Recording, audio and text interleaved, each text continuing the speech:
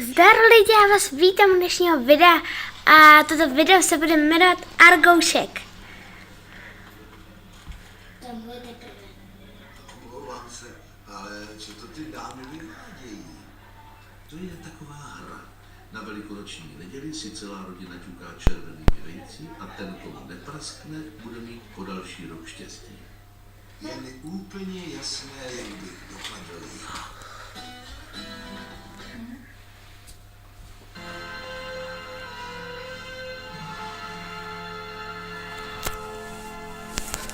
Argo se tam někdy zašprajc.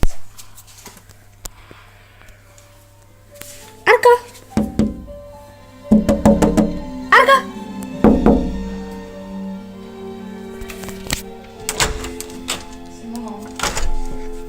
Pojď sem.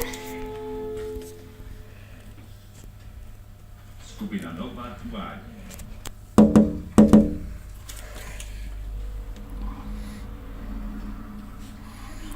Zdar pusa. To seš tady. Ahoj. Ahoj, to jsem tvůj tedy aspoň legálně a konec konců, co pak se můžu přijít s guvernérem? Jen jsem Hodnej. Morganovi, protože to budou co nevidět 3 měsíce, co jsme odloučili. Napadlo mě, že bychom se mohli třeba sejít. Takovéhle výročí je v životě konec konců.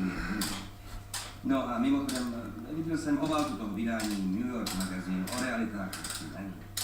Argo. Upřímně řečeno, vypadáš tak neskutečně. Využíval jsem ze všech novinových stránků, autobusů a taxiků. Je to neuvěřitelné, jak si ze své firmy udělala nejprestižnější realitu na celém svém městě. Já jsem tady nahoře. Argo, tady. Argo.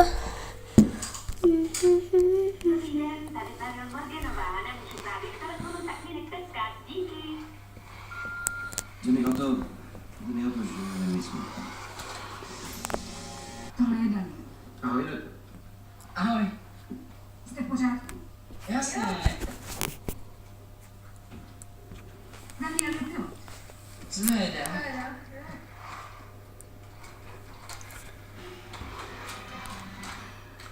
Na to budeme myslet potom, ale teď nemáme moc času.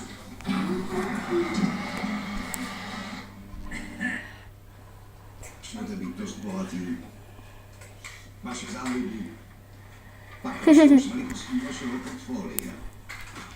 A jak jsem slyšel, to samé potkalo i Bolsina.